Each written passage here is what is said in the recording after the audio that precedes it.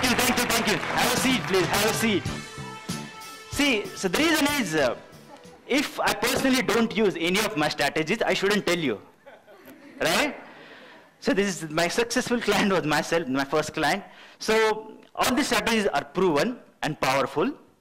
They work in real life. They work for me. As I share those strategies, those things with my clients, they work for them. So I'm sure they are definitely going to work for you. In this session, we always need a lot of energy. What we need, please? Energy. Okay, good job. So what I want you to do is, in a minute, when I say to go, I want you to meet at least 10 people. How many? 10.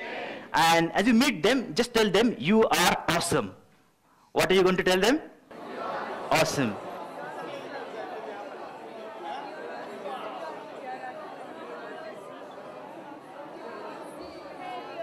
Self-confidence means trust in our abilities. Anything that we want to do, whenever we feel trust in our own abilities to do those things.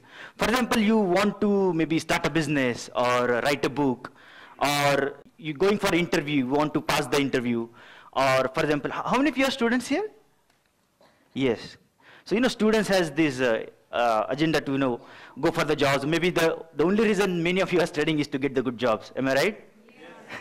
So you want to go for these good jobs. How to get those jobs? Should I apply for a company? Should I not? What those sort of things. So whenever you start trusting in your own abilities, so that's called as self-confidence. Do you want to know the strange thing about self-confidence? Yes. Okay. Write this down.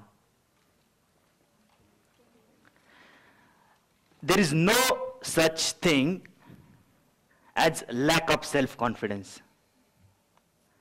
So the thing is, your self-confidence that you have inside you, everyone raise your right hand and say, that means me. So your self-confidence is always inside you. Then why does sometimes we feel ups and downs? And the reason it happens because along with the self-confidence, when there are some other things start to coexist, at that time we feel, and the word is feel, we feel there is a lack of self-confidence. So do you want to know what are those other things which coexist? Yes. The power confidence model. How many of you seen hot air balloon? Yes, at least seen, at least heard. Okay, so just based on the concept of what hot air balloon, imagine this is a hot air balloon and this is something in a basket where you are going to sit. But this basket is bound by some few anchors. So these anchors are basically, so this basket is your self-confidence, and these anchors are basically the things, those are coexisting, and that will hold your self-confidence. So these other things are, they call as B, C, D, D, F, M. So just to explain what are these things. So the B stands for beliefs.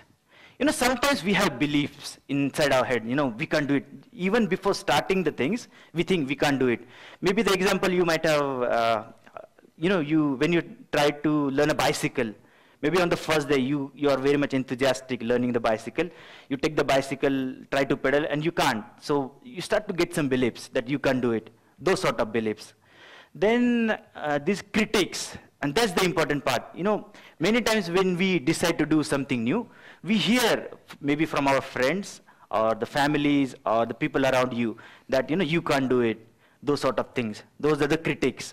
So maybe even you start your day with a lot of self-confidence. What happens? Someone tells you something bad, your confidence goes down. Exactly. So that happens with your critics. The next thing is the doubts. Many times we get the doubts even before the things happens. How many of you got that experience? Even before you do something, things we get the doubts whether it will work or whether it will not. Maybe so many weird doubts. So these doubts will hold your self-confidence. Now, along with these doubts, there are dependencies. So many times, maybe we are culturally told that it's good to stay connected with the people, and maybe what happened through that bonding, we start to depend on other people. So these dependencies. So we depend on our parents, we depend on company, we depend on our boss, we depend on government. How many of you had that feeling? We start to depend on those things. And what happens whenever the person on whom we are dependent, he's not behaving as he should be, what happens? We don't feel that confident. How many of you are getting that feeling? And the classic example is, the best friend. We have this concept like best friend, and anytime you can call him up and he will come and help you. How many of you have best friends? And how many of you got that experience? Like, we got the feeling, at any point of the time we can call them up and they'll come and help you. And when you really, really need them, they don't. Right? Exactly, that happens. So this dependence is the reason. And it's not that they don't want to help you, but there might be certain problems on their side which are restricting them to help you out. So exactly that way. Then fears. Fears is another important thing. How many of you have fears? Actually, all of us have fears, any sort of fears.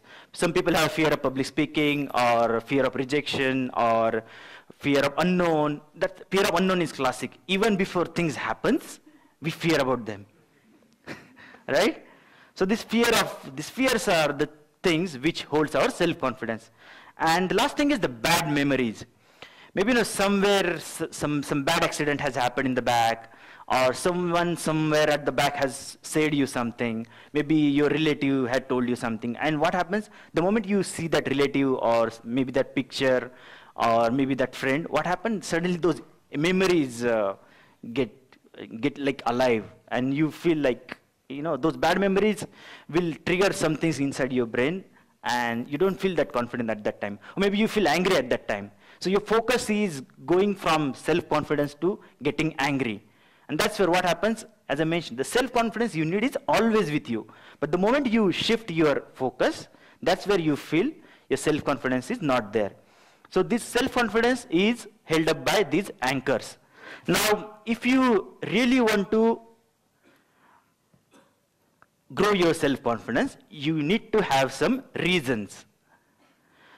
And the reasons should be bigger than your beliefs, bigger than your critics, bigger than your doubts, bigger than your dependencies, bigger than your fears, and bigger than your bad memories.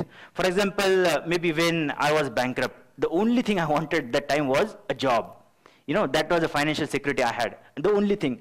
That time, I had some beliefs, some critics, some dependencies, some fears. But I knew I had to get through that phase.